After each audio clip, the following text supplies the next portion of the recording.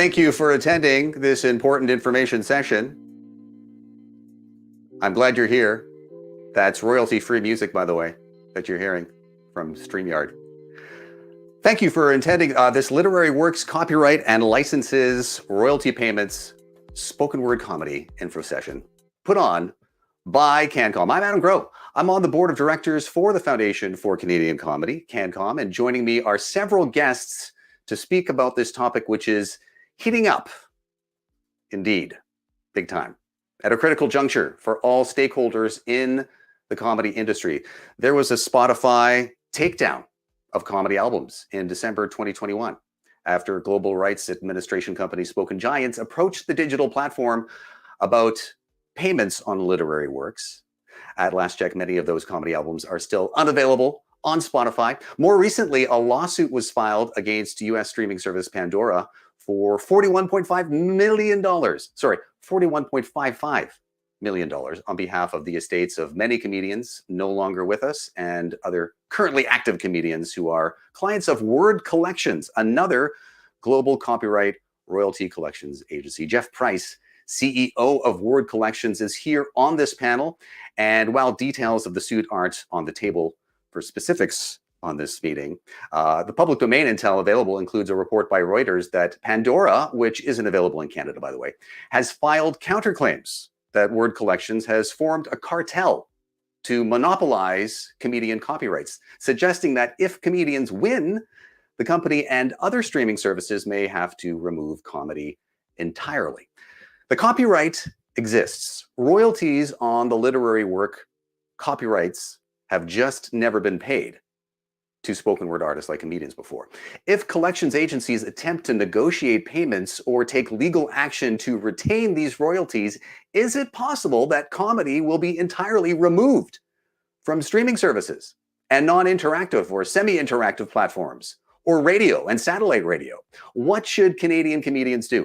What do Canadian record labels think Canadian comedians should do? What is the most sustainable pathway for all relevant stakeholders? Before I introduce the panel, CANCOM's mission is to advance the artistic expression of independent Canadian comedians and comedy artists in reaching audiences in person and through produced media. CANCOM is also mandated to bolster the creation of Canadian comedy IP to help all Canadian comedy stakeholders be more competitive domestically and in the global digital media ecosystem. Both are true. And before I introduce the panel, I want to express my gratitude for and acknowledgement and respect of the opportunity to gather on this land, for the sharing of this knowledge. I'm sitting in my home studio in Treaty 13 Mississaugas of the Credit. Toronto to Kalundo is recognized by some Indigenous peoples as being in the dish with one spoon territory, a treaty between the Anishinaabe, Mississaugas, the Haudenosaunee, and the land. The area around the Great Lakes represents, for some, the dish that we all feed from and how we must share what the land offers us with one spoon. It's not lost on me that we're discussing copyrights when land rights is still a very important and controversial topic for all of us on this land. I'm moderating this discussion in the spirit of peace and friendship and respect for the Ungwe-Honwe, the original peoples on this land that we now share. So the panel, okay, right.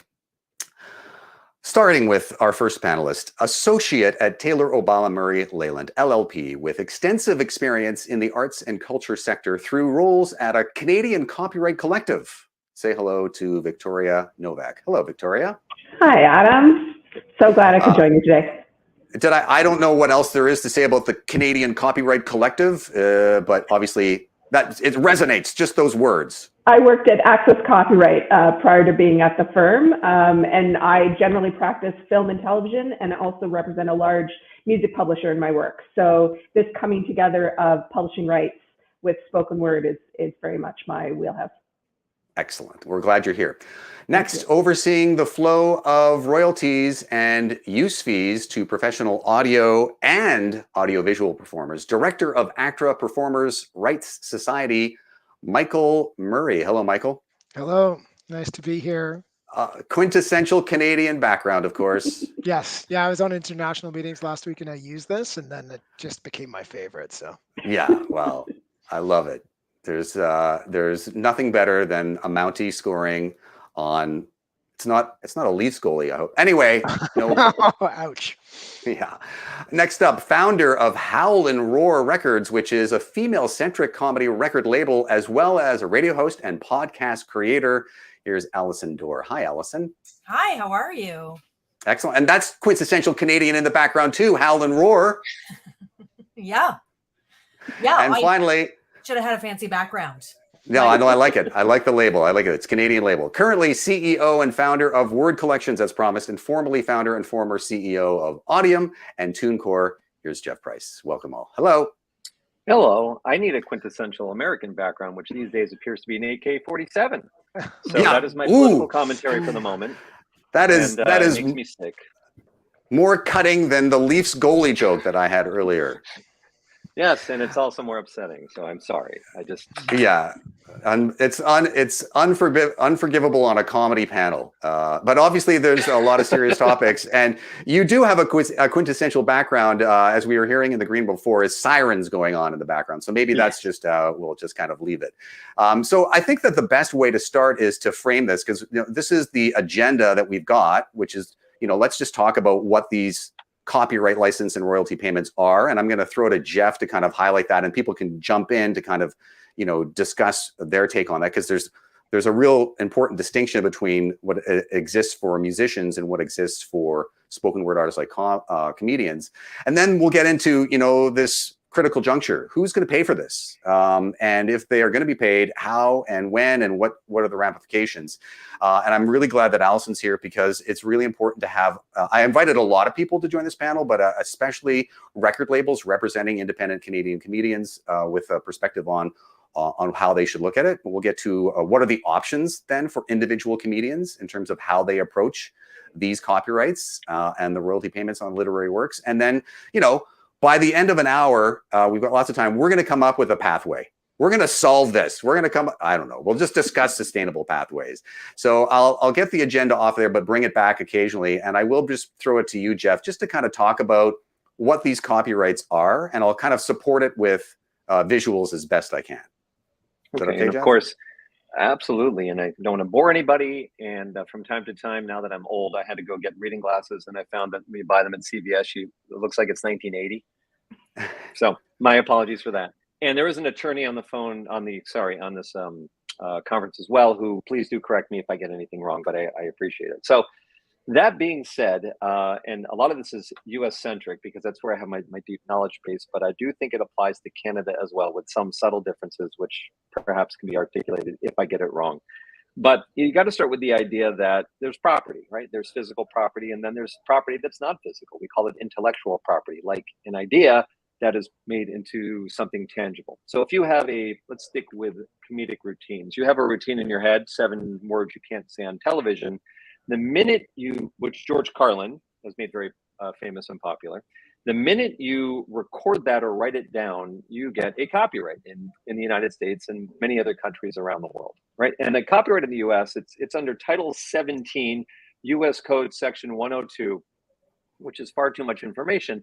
But the point is that is the subject matter of copyright. So under the law, the minute you make this thing tangible, write it down and record it, you get a copyright, which is usually represented with the letter C with a circle around it.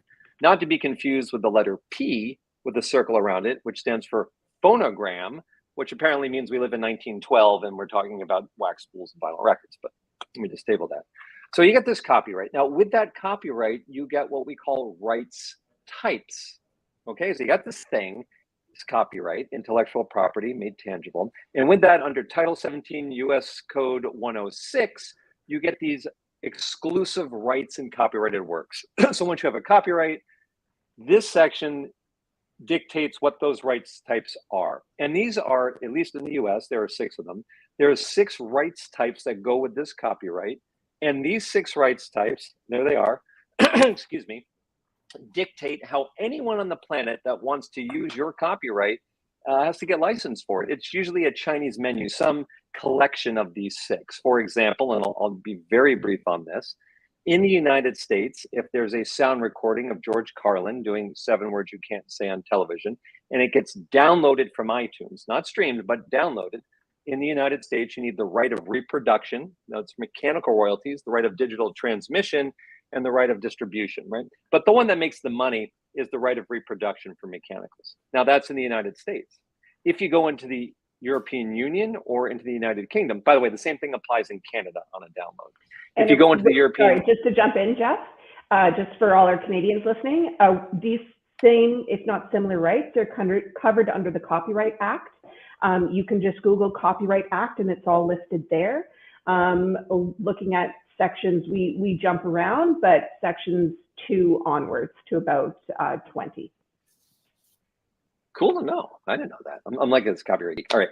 So when you go into the UK, okay, it's a little different. On that download from iTunes, you need the right of reproduction for mechanicals, and you need the right of public performance for this right of communication. So you need a couple more of the rights, right? And the variation occurs contingent upon the country and how the service, I'll call it the digital service provider, DSP, right, is using the music. Pandora or SiriusXM as a broadcast radio station only need public performance, whereas Pandora Premium, which works like Spotify, needs public performance and reproduction for mechanicals. So it gets a little confusing very quickly, but that's kind of the foundation for it. And Canada models the British system. You need the rights for public performance and the right to communicate as well. On the interactive stream, I think on the download, you don't need communication rights. You only need the reproduction. That's a reproduction. You're purchasing a recording if you're downloading. Okay, sorry. And so, because we've heard a little bit, obviously, Jeff giving us the lay of the land and Victoria jumping in there to make that make sense legally from a Canadian standpoint, I want to give Michael and Allison a chance to jump in really quickly as well. Michael, can you just talk about a little bit about PRS and what ACTRA PRS is doing currently and what they're exploring in this arena?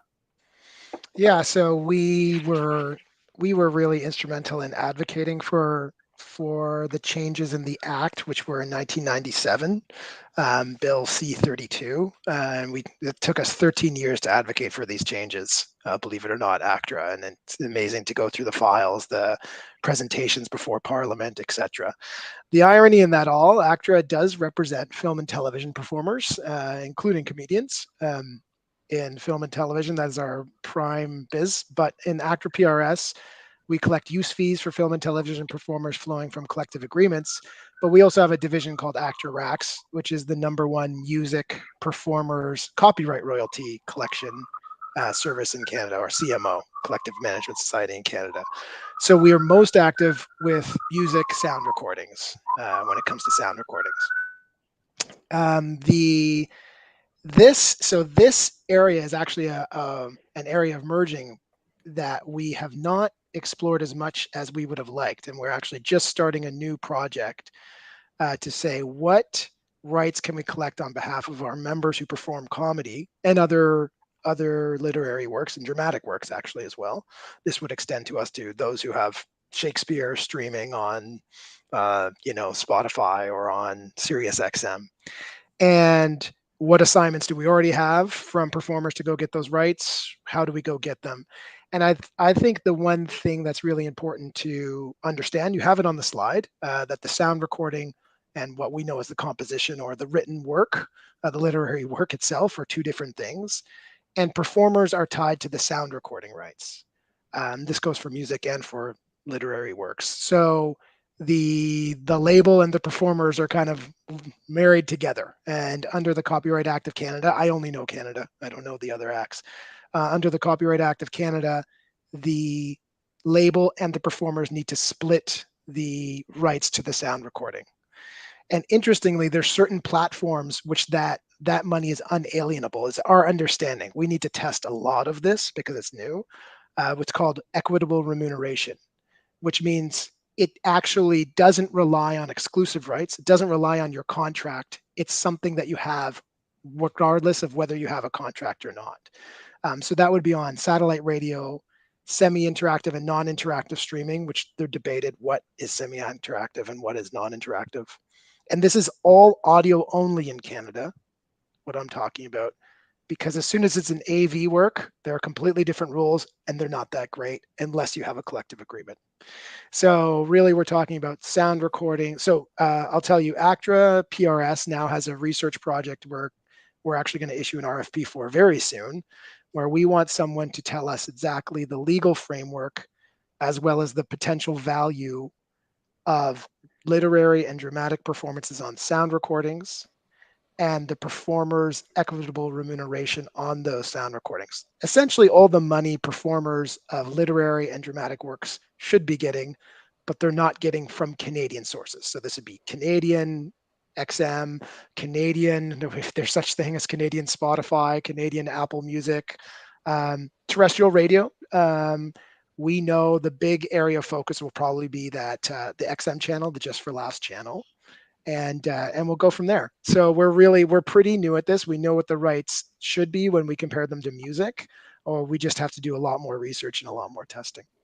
Well, it's a good RFP pitch right there, Michael. I mean, you sent it out there. And by the way, we're live streaming to multiple channels, not just YouTube, which is showing right here, but also Twitter and LinkedIn and Facebook as well. And this will be available on demand for people to watch. And Michael, you brought up the fact that performers and labels have to, have a bit of a marriage. For the vast majority of time that I've known you, Allison, it's been as a performer, but it does, I might not be calculating the numbers right because you've had your own label and you continue to be a creator, but you're also now on the industry side. So talk a little bit about what you've learned in the short time in the history of Howl and Roar about that marriage between the label and the performers. Well, I mean, the relationship between the label and the performer varies from label to label, and my label runs a little bit differently than a lot of them. I approach it entirely from kind of a comedian's perspective, in a sense, because that was my main focus for a long time. And so when it comes to the sound recordings, we, with my label, it breaks down into artist and rights owner. And with my label, the artists keep obviously all of the artists, and then we split the rights owner 50-50. That's of what we are getting paid now. In terms of the literary copyright, like from my standpoint, that would be all going to the artist. But I definitely can't speak for other labels on that. But I do think that with my approach coming from the what is best for the comedian perspective, I do have a lot of concerns about where we go from here. Because in Canada, really the only decent revenue stream is royalties from SiriusXM. There is not a lot of touring. Club shows is not paying a lot. We all know streaming pays garbage. And in principle, and when you look at the big picture, obviously collecting more royalties would be great. But on the US side, we're seeing retaliation against comics, and Canadian comics can barely pay their rent. And my fear is that if we lose this programming in Canada, Canadian comics are screwed and the industry as a whole is screwed. And so that's my number one concern at this point, is that what does it look like moving forward in the attempt to collect these royalties, and how does that affect the comedians in Canada? Because we can't afford to not be programmed by these entities. And I mean, that's the main thing, is that comics really rely on this money. We were in a situation a few years ago where we almost lost that income stream, and comics rallied together and freaked out. And so, again, while in general, I obviously support getting everything that is owed, my number one concern is what the fallout is in the next little while. Well, when you look at a situation with, like you said, Allison, the streamers don't pay a lot anyway. So you're looking at like Spotify with the Spotify takedown that we talked about starting in December. And then now this lawsuit of Pandora, which again is not available in Canada.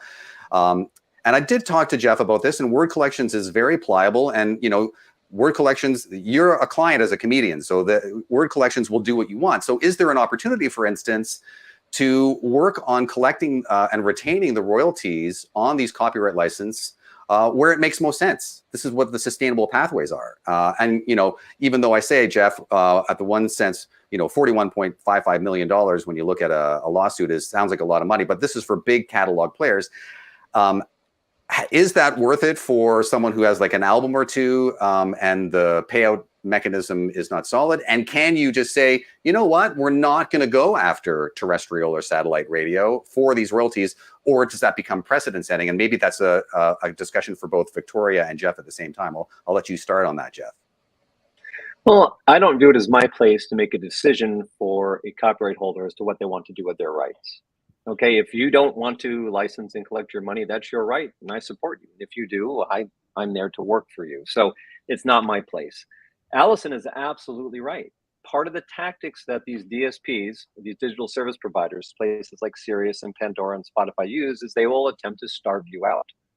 They will give you the middle finger and say, in retribution for you simply asking for us to license and pay for something we're already doing for millions of songwriters, by the way. This isn't something novel. Okay, Adam Sandler says the words Hanukkah song, and he's not getting licensed and paid. Adam Sandler sings those words Hanukkah song, and now he is getting licensed and paid. And the difference there is so subtle and so granular, it's very difficult to articulate. The question is, do you as a copyright holder want to be licensed and paid as millions of Dolly Partons and Gordon Lightfoots and other songwriters around the world are? Not my place to tell you what to do. And my heart, look, I ran a record label. My heart goes out to you, Allison. I hear you. It sucks when these companies worth, in some cases, north of $2 trillion in publicly traded stock markets decide to give you the middle finger and go, fine, you want to play hardball? We're going to starve you out. You know, it's the horrible metaphor. It is a zit that needs to be popped. Now, here's the other part of the equation, which is it has come to such a head in the United States that, like it or not, no matter what side of the equation you're on, you're part of it, whether you want to be or not. It's not just the 800-pound gorilla and spoken giant recordings have been taken down. All of the comedy repertoire is now coming down from the digital service providers. And there's limitations occurring on what they're now broadcasting on Sirius XM and Pandora and iHeartRadio, the three largest digital broadcast stations, because they've all been caught with their hand in the cookie jar, willfully infringing on copyright, knowing they're not licensed and not making payments. And by the way, the royalties for these spoken words, not for the recordings, but for the spoken words, just in the last 6 or 7 years, would have been north of $1 billion had they been licensed and paying. So it is a crappy position to be in. There needs to be a market correction. It is happening. And we're all in this boat together. My 2 cents is fight the fight. I wish I could say, and here's the magic bullet solution in the interim, because you got to pay your rent. And if you live in the United States, your paltry health care. It's a shitty situation to be in. But I think the fight's worth it. But again, not my copyrights. I just have to say, and everything you said sounds great.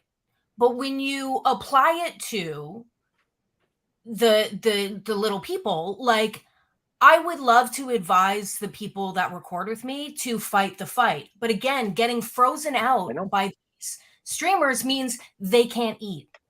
So I can't, you know what I mean? So my question is, why wouldn't the comics here wait and see what happens with Carlin's estate and with the people who have the big money? Why would the comics here put their paltry income on the line when the big money players are already doing it, and we'll see how that plays out? Well, maybe a little bit of that is Victoria. I don't know if you can speak a little bit to Canadianify this, and I did my best as I could. You know, Jeff's provided some slides in the past that talk about, you know, his favorite comparison is you know, the Whitney Houston song and Dolly Parton wrote it. I kind of Canadianified it here as best I could, Jeff. The sound recording, Columbia Epic, you know, Celine Dion's My Heart Will Go On. She's the best-selling Canadian recording artist of all time, so that's why I picked her. Well, Columbia Records controls that recording, if the best I can ascertain. But the literary work, the musical composition, Will Jennings is the lyricist. And so when you look at a comedian's, you know, perspective, and again, I Canadianified this instead of George Carlin and the Dirty Words, it was outsourced by Russell Peters. Warner Brothers controls that recording, like the record label, but Russell Peters controls the literary work. So I'm just trying to bring it back to, like Allison has, make it real for the majority of Canadian comedians. And Victoria, would be very beneficial if you can kind of say, what is all of that US copyright and all the stuff that we started with? How is that relevant in Canada? I mean, so, and there's one thing on that little diagram, that visual you just gave, Adam. Yeah, that's really helpful. I think there's one thing we're leaving out, which is a separate right, even though it tends to belong to the same person. When we're talking about comedy routines, so we have the recording, we have the literary work, the jokes or the monologue or whatever it is, and then we have the performer. Now, I realize the owner of the literary work and the performer, you know, Carlin, Robin Williams, whoever, it tends to be the same person, but it could also be two different people. So we have to keep that in mind as well. Yeah, this is really helpful. So you have your writer, your publisher, your performer, and your record owner. That's what it looks like in music, and it would look the same in recorded spoken word. As for what, you know, Jeff is giving us the examples of how copyright works in the US and things like that, it's the same, it's generally the same in Canada. It's just different legislation applies, all of those types of rights that have to be secured. We have that too. It's Section 3 of our Copyright Act. Our Copyright Act applies across the country. So it doesn't matter where you are, it's the same rules that are applying. What do we do right now? And Allison pointed out, what do we do in the short term? I mean, I don't know. Nobody knows what the decision is going to be. I've just read the submissions of both sides and what Pandora's arguments are. What we are seeing, though, what I'm seeing, in my opinion, is from Pandora and the other streaming platforms, is a repetition of what the big music studios and music labels were saying circa 2007, 2008, when streaming was becoming a thing. We didn't even know what it was then. And I mean, the name Pandora is pretty apt. You know, once we had LimeWire and Napster, Pandora's box was open. We couldn't close it again. And here's where we are. I think we're seeing the exact same thing 10, 15 years later, just with a different genre of art, of works. What happened back in 2008 when we were looking at streaming of music is the big labels all did the exact same blustering. You know, there's no way we could pay everybody. A blanket license is going to be impossible. Everybody wants this service. Why should they have to pay for it? We're already paying out trillions in royalties. Side note, they weren't. You know, the music was free and everyone's used to it being free. How can we make people pay for it? Well, we figured that out. There is ads, there is premium, things like that. So now we're seeing it with just this idea of spoken word, whether it's comedy or poetry or what have you. And in my opinion, looking at Pandora's responses to the claim made against them, it's the same arguments. Well, the copyright, it was just assumed that was granted to us in the literary work. You know, by having those master licenses, which I haven't seen, but I have seen examples of, I can imagine what they say. And they would very specifically say, we're granting you rights to the master recording, not the literary content, not the composition. You have to clear that separately. The arguments from Pandora and whoever else saying, well, historically, the comedians have just given this to us. That doesn't work with copyright laws, either in the United States or in Canada. To get a use of copyright in either of those jurisdictions, it has to be by written instrument. It can't just be assumed. You have to have a written document that says, I am granting you the rights to do this with my copyright. Signed at the bottom, signed by the other party. Pandora doesn't have that. SiriusXM doesn't have that. So their claim of we just have to keep doing what we did before because that's how it works always is not going to hold up, in my opinion. I'm not the judge on this. I wish I was. That wouldn't hold up in the US. It wouldn't hold up in Canada either. What should we do in this moment as Canadian comedians, Canadian rights holders? I lean towards, actually, I don't know who said it, was Jeff or Allison. I don't think it's going to make either of them very happy. But for the little guys, I think you've got bigger players with lots of money who are going to fight this out. We need to see where that fight goes. Both in the US and Canada, we work on a system of precedence. So once a decision is made in the US, it's not going to apply automatically in Canada, but we don't have anything else for spoken word decided by the courts in Canada right now. So we probably will look to the US. My guess is as more of the bigger players jump on the lawsuits in the United States, and it looks like they're jumping on quickly. I see Billy Crystal's on now. George Carlin's on. These are the big players with a lot of money, Steve Martin, everybody. They are going to lay the pathway of how is this going to work. And again, it mirrors what we did in music 10, 15 years ago. The bigger labels figured out, okay, you know what, we are going to have to license this music, the streamers, okay, we are going to have to get blanket licenses. The lawsuits are going to go away. It's all going to be a fight over what's the royalty going to be? What's the fee going to be? Do we end up with a tariff like we have in Canada for public performance of music? It's all tariff-based. It's been decided at the Supreme Court of Canada level. It's been decided under legislation.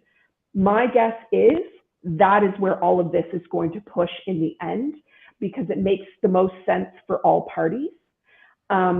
Is it going to be fast? Not at all.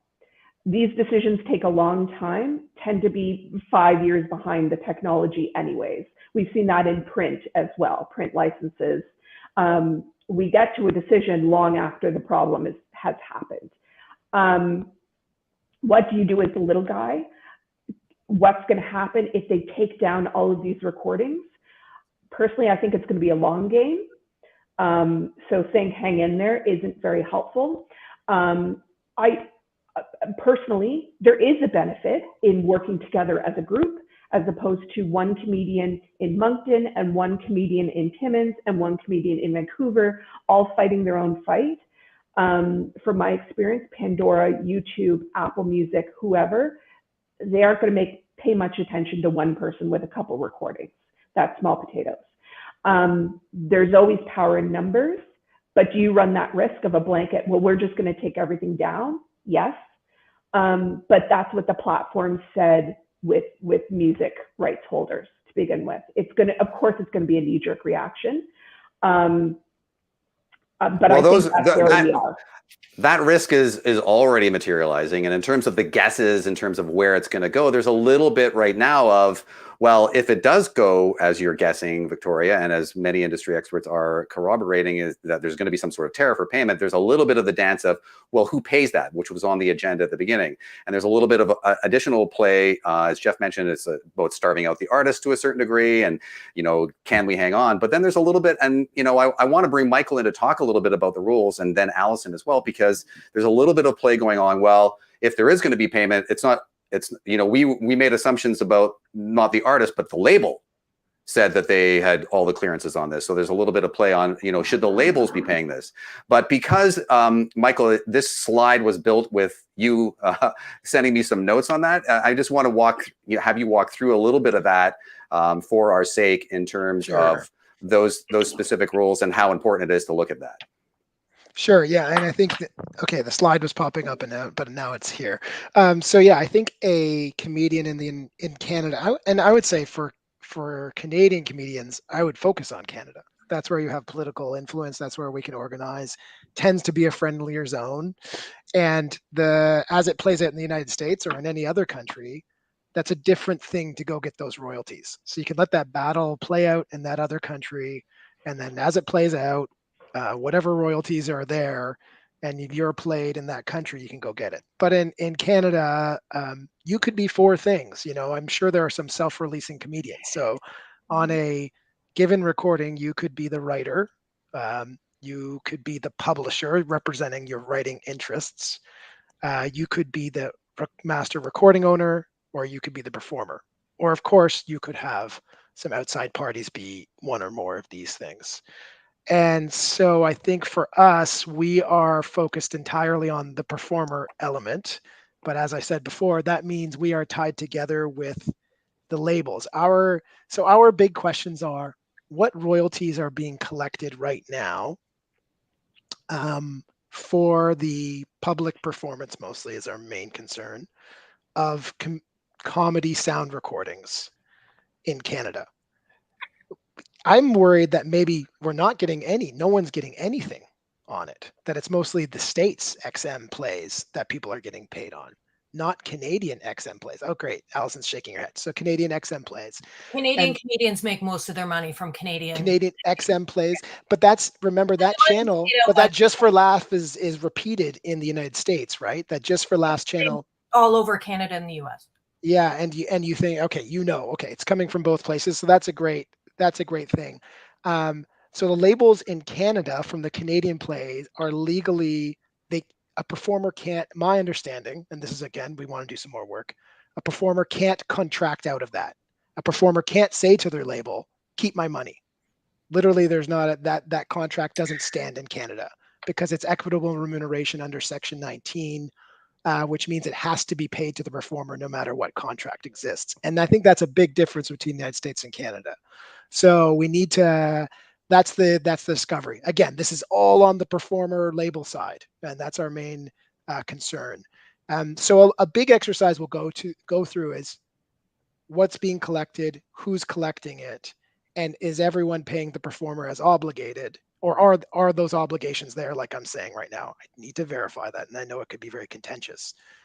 So that's going to be our exercise. And then at the end of that, if the scope is right, there could be a tariff from Actor PRS that we consider filing. Because we have a copyright board, which is another Canadian difference, we can go and file a tariff. Filing a tariff is long, extremely expensive, in the millions of dollars expensive by the time you're gone through all the hearings, and sometimes doesn't result in the way you want things to result. But that doesn't mean we wouldn't do it. But you'll hear a lot from us before we do it or before we recommend to anyone else do it, because we would need the community behind us, and we would need labels behind us, because the labels would be paid from the tariffs and the performers would be paid from the tariffs. So it's a huge, huge exercise. On the sense of community, this is from YouTube. This is a comedian, Clifford Myers. Yeah. How do we collectively tackle this? It's a pathway. I think there's some not complete information making it out. We're all in the same pool, and just because someone pees on one end of it doesn't mean it doesn't make it down to the other end. Yeah. We are in a global world now, particularly digitally. And Allison, I hear you and I agree with you. It is a crappy situation to be in, but exploitation and uses of comedian comics are happening in the United States. You don't have to be part of it or choose to be part of it, but there's some fundamental things you need to know. Number one, in the United States, whether you support or don't support or want to collect or don't, it doesn't matter. You're part of it, okay? You're in the same boat. Now, that means comedic recordings are being taken down, even if you don't want them to be, even if you're willing to waive your rights and go to the man and say, screw it, you win, I kowtow to you, you can keep it. They're not going to keep it up. They're already taking them down. So whether you like it or not, you're in the fight. The question is, what do you do about it? Now, it hasn't rippled through to Canada yet, and from what I'm understanding. But be aware that in the United States, you can live in Canada, but if your rights are infringed in the United States, you have something called statutory damages that can be pursued. There's actual damages or statutory damages. And if you meet the qualifications, you can be part of the group that gets a boatload of money. Right. The difference that's going to be is when this quote unquote bad metaphor boat makes it to shore, some of the comedians are going to walk off that boat with 6, 7, and 8 figures in statutory damages. And some are going to walk away with nothing because they chose not to be part of the fight, even though they were dragged into it against their will. So this gets very complicated very quickly. And in Victoria, I know we can get into the statutory damages and willful versus registration of copyrights and actual and economic theories.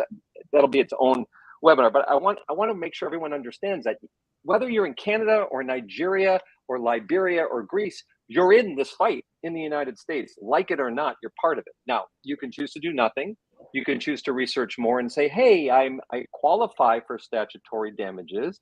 There's a guy named Richard Bush, who's the top copyright litigator on the planet, who's representing these and would take me on as well, and I could benefit from that.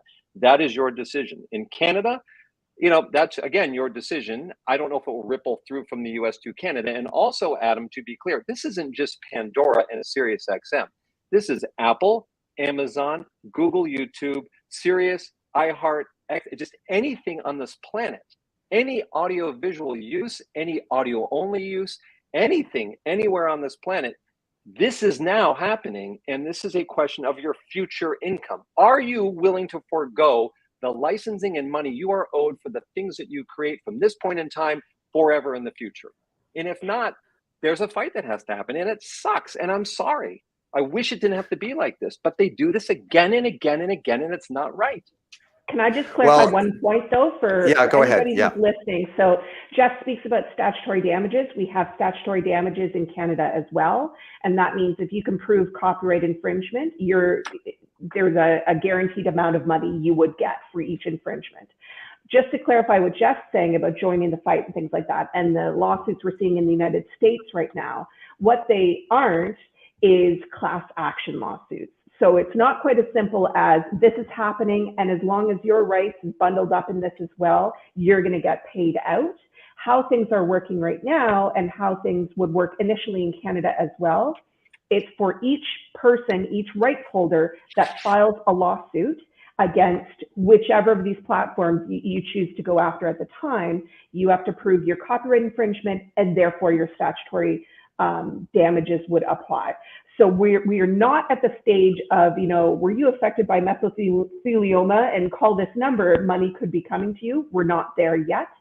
But Jeff is right. Everybody has the opportunity to go after these damages at this moment.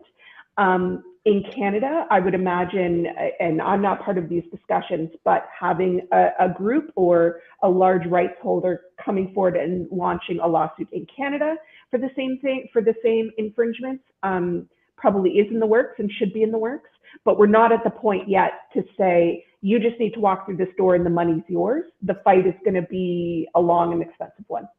And by the way, it's not in the label. It's in the States, by the way, Adam, just to make this clear, the labels don't appear to be the culprits here. The way we work, and it seems to be similar in Canada, is the exploitation. The use is happening by the digital service, not by the label, right? And as such, the digital service needs the license and needs to make the incremental payment, not somebody like Allison and her label. And in the end, who's going to be responsible for that payment? It's going to trickle down to the users, just like we've seen with Netflix. It's the same idea. The cost is going to go up to the users. That's how they pay for it.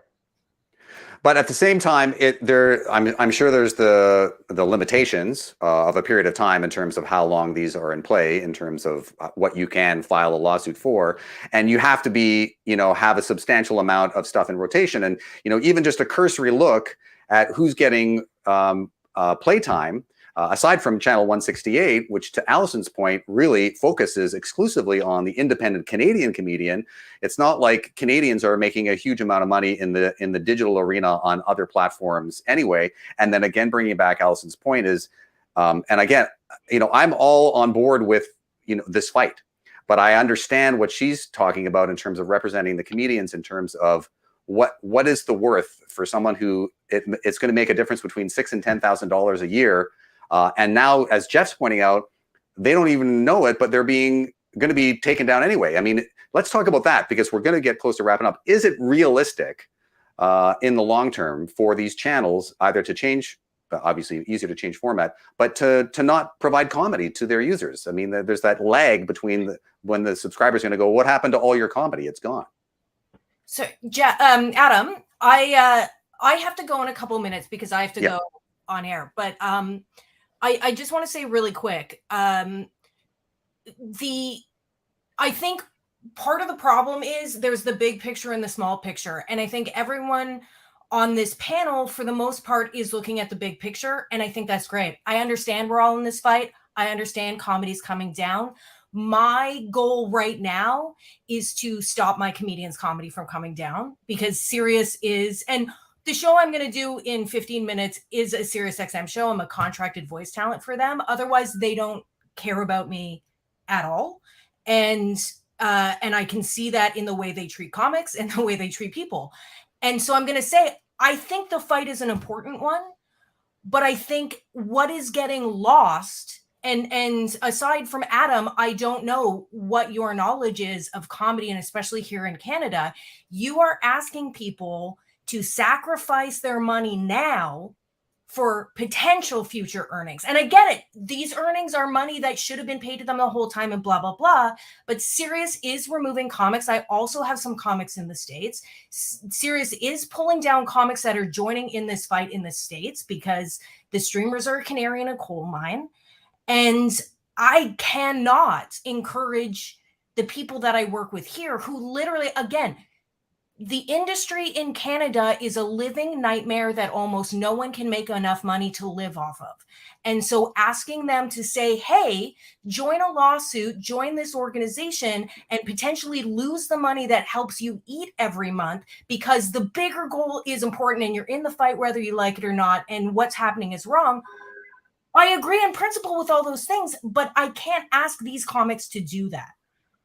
Well, I'm certainly not advocating that. I'm just giving information, right? I mean, who are we to make the decision for somebody, right? Like, I mean that in a lovely way, but I mean, because what you're saying, I understand everything you're saying, but I'm also saying to ask comics and to tell them they're in this whether they like it or not, which they are, but that doesn't mean they need to. I can't advocate anyone trying to go after these things right now until there's more precedent-setting movement by larger people, because no one in this country can afford to lose this money. SiriusXM comedy royalties are more than music royalties.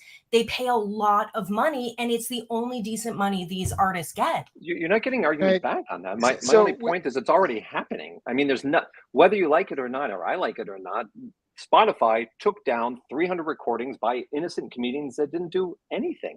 But can I ask? But because they signed up with these organizations, and it's some people who weren't even signed up. Yeah, go ahead, Michael. Oh no, yeah, most I of was them, just going to ask: is signed up.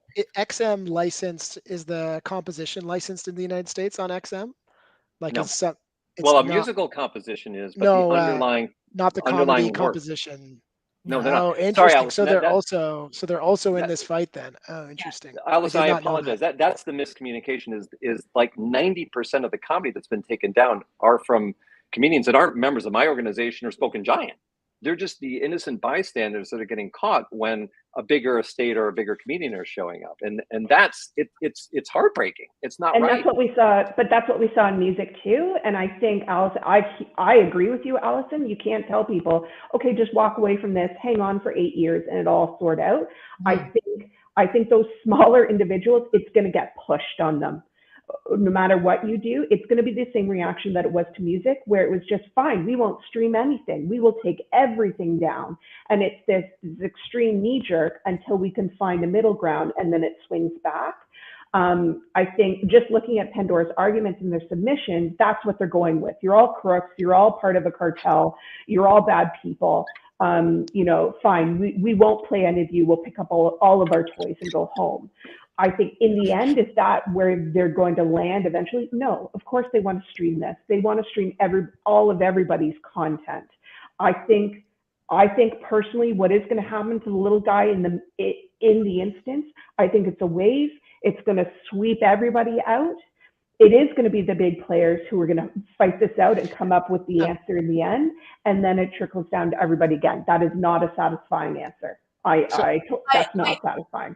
I think the other concern for Canadian comedians is if that is what happens and they all say we're taking our ball and going home, the Canadian channel will fold. It will it's always hanging by a thread, and it won't come back.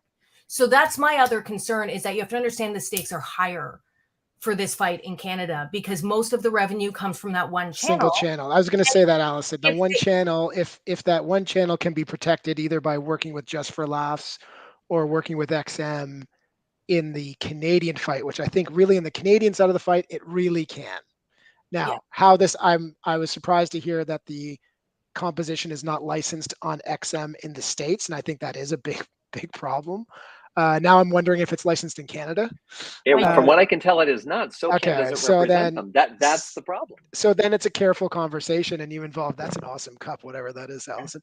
I think definitely you involve Just for Laughs, which gives you some weight. You involve the community, and you involve the government. That's the other thing ACTRA does, right? Which you guys all did to save that channel. You saved the channel once, so So, but with government and the new Broadcasting Act, I think there is opportunity with this government to say, hey, this is a valuable, well, Canadian comedy. What's more Canadian than comedy, other than my background?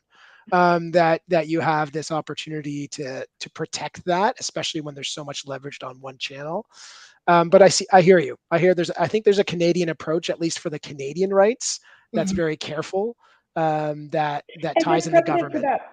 Sorry to interrupt, Michael. I No, apologize. no. There's precedent for that in the Canadian context of Netflix Canada and the insistence that we have a certain amount of CANCOM on Netflix Canada. So everybody, they're going to come to the fight kicking and screaming, and how dare you, you socialist country, you're awful.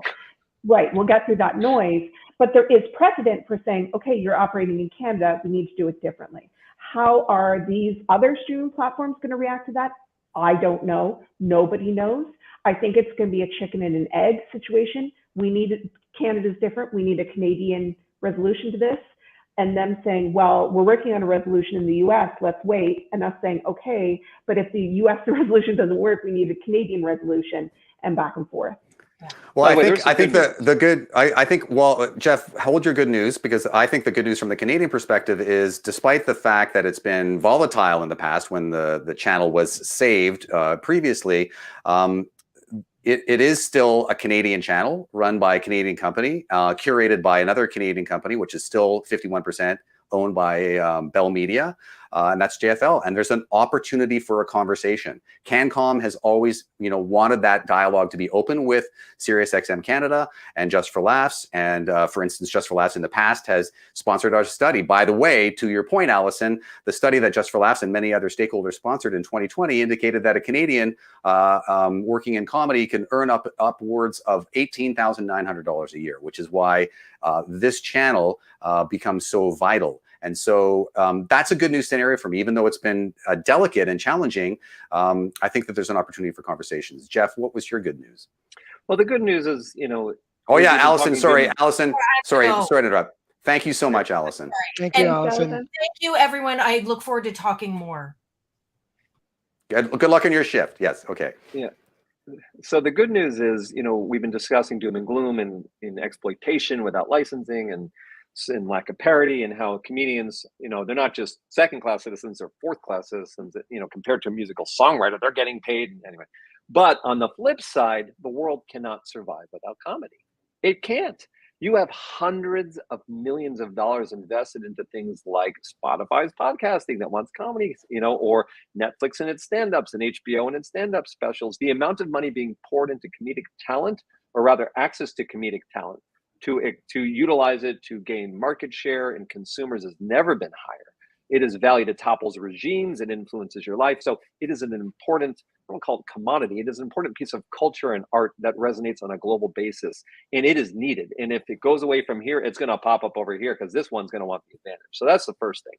Yeah, comedians become world leaders, and protect entire nations. Some of them are a joke, like Trump, and don't even realize it. Then you move into things like, I've been waiting all day for that. Then you move into things like, we've been talking about Pandora, and it's not just Pandora. There's many other places. Not all of them are reacting like Pandora. Some of them have been very positive conversations with no contention, with an oops, sorry, you're right. And those are licenses we'll be entering into in the near future, which set precedent, right? So then Pandora becomes the outlier. And that they're seen as the pariah, and all of a sudden then somebody else comes in. And so as these guys get licensed, they're the outlier, and then they concede. So I'm beginning to get glass half full that this is going to resolve more quickly than I originally anticipated, frankly, because of the recent response by Pandora back, suggesting that the comedians colluded with me and word collections as an illegal cartel with Emilio Escobar in Colombia, or whatever it is they wanted to do. Because by the way, when you get to the other side of that, which isn't going to be that long, it's going to be a catalyst to get to a resolution more quickly. It just sort of gets us through the pain point more quickly. And remember, because in Canada, don't touch SiriusXM if you need it, but you can do stuff here in the United States with places that aren't SiriusXM, which will impact and ripple through to your benefit. Yeah, and there's again, Michael, you provided a little bit of incentive to create that visual to support what you're saying, Jeff. It's very complicated, as you know, Victoria, in the music world, how these things are paid out, and obviously it's composition instead of literary work. But there's the on-demand, there's the semi and non-interactive, there's the radio and satellite radio, and so I think that because we got to wrap things up here. My takeaway is that CANCOM was formed to bring voices like yours together, on behalf of Canadian creators who are living domestically and abroad. So this is all very relevant. And I know that the exploration that Actor PRS is going to be going on, and Victoria, your expertise on behalf of independent artists and your continued work, Word Collections has been very responsive to CANCOM's interest in this area from over a year ago, which is our four-prong approach to this was comedians need to know that this is happening, because as Jeff said, it's happening. We can't change it. It's not a fight that you don't have to go march in the street to be a part of it. You're just part of it. Then the other three were, we want to make sure that comedians get to retain as much of a percentage of those royalties as possible, and Word Collections have been responsive to that.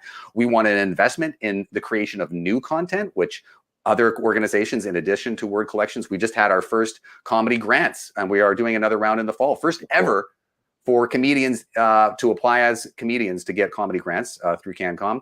And the last one is for the best balance of an industry playing field that makes it sustainable for all stakeholders. So if I could ask, all of you, I know that it's, you've already alluded to it, Victoria, but maybe one little takeaway before we wrap and end the broadcast in terms of one, call to action right now for the comedians, and that collective approach in terms of what can happen to make it a collectively satisfying pathway. I think you hit on it, Adam, that there's no reason that you can't understand what your rights are in every piece of work that you put out, whether it's an audio recording, audio visual recording, if you're writing for somebody else. Copyright sounds complicated, but it really breaks down and you can understand, okay, what rights do I have here? That's the starting ground. A lot of people sign paperwork not knowing what they've granted. We're all pretty smart people. If you don't understand what's in a contract that you're signing your rights over for, whether it's going to be a collective agreement with Just Organization or with ACTRA or on your own behalf or with a label, understand everything you're signing. Once you know where your rights are and who owns them, then you can, I don't want to say weaponize them, but you can monetize them better. So really, I think we actually need to start at brass tacks. Who owns what? Michael? Yeah, everything that Victoria just said, know your rights, but I think there really might be a Canadian path that CANCOM can be a part of. I would think SOCAN could be a part of, but maybe it's Word Collections. Someone, there's the filing of a tariff. It's big and expensive, but it also takes community support. So if you find, and that's on the composition side. On the performer side, performer/sound recording, ACTRA is looking at it and a route. And the filing of a tariff at the Copyright Board, by the way, can be an instigator and often is these days to a full settlement. Mm-hmm. It's not as contentious as a lawsuit. It's something that collectives are expected to do in Canada. It's a bit different, right? So you file with the Copyright Board, that no one wants to go through that process. So you get together and settle, and then you submit to the Copyright Board again and say, hey, the main broadcaster or the main user of this material, we've settled with the main user. Can you make everyone follow that same rules of the settlement? And that's how most of the music, at least on the performer side, most of the music tariffs get done today. So I think there's a route. As we look, we still have to look for a researcher, then we have to do the research or someone does, but then we'll publish it and we're going to stay in touch with CANCOM the whole way, the really important contributor. So just thanks everyone for what you do, and stick together is a big thing. Please do. And Jeff, timeline on the decisions that are before us. What do you think? What's your best guess? Well, I just want to echo what Victoria and Michael said. What comedian ever thought I'm going to make my money off of the public performance rights for my literary works? That being said, please understand what your rights are. You don't have to get a PhD in it, but this is the foundation for you to generate revenue off of your art. And if you don't understand the basics of it, how do you know when it is or isn't happening? And you'll be able to make informed decisions. It's annoying, it's confusing, but at the foundation of it, there's a recording, And then there are the words or songs that got recorded. Understand the difference between the two and the rights that go with that. So at least you'll have some foundation. In regard to resolution, you know, I'm going to say within the next 6 to 8 months, you'll be some significant resolution. That's my prediction at the moment. Okay. Well, I want to thank Allison Dorr from Howlin' Roar Records for contributing a very important perspective to this conversation. Victoria Novak from Tama Lawyers, Michael Murray from Actor PRS, and Jeff Price from Word Collections. I'll put you all in the green room. You all have places to go, I'm sure. If you have any questions about what's happening in Literary Works, you can go to cancomedy.ca. And in the meantime, keep an eye out if you are an independent Canadian comedian, creator, stand-up, improv, sketch, albums, whatever, touring. We are going to be introducing our second round of funding for comedians to apply as comedians, the second ever in the history of the country. We'll be making the announcement of the formal winners anytime, sometime this month. But in the meantime, keep an eye out at cancomedy.ca and on our social media in terms of that next round. And of course, any updates on this. Thank you all for joining.